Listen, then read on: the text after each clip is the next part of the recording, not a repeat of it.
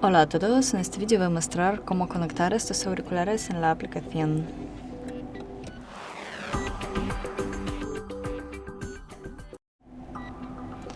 Los auriculares ya deben estar conectados al teléfono.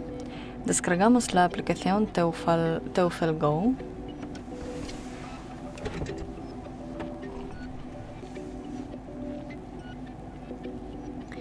Abrimos la aplicación. Otorgamos algunos permisos.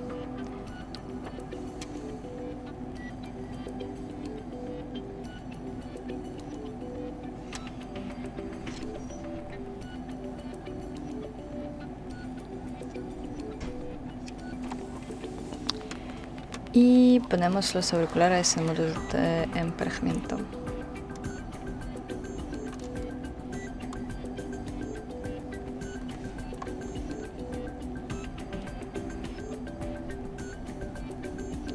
Mantenemos presionado este botón hasta que el indicador comience a parpadear en azul.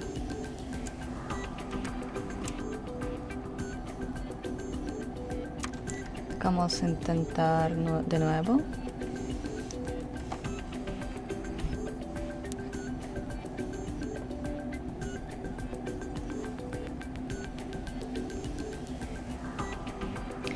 Y eso es todo. Gracias por ver, denle like y suscríbanse a nuestro canal. Adiós.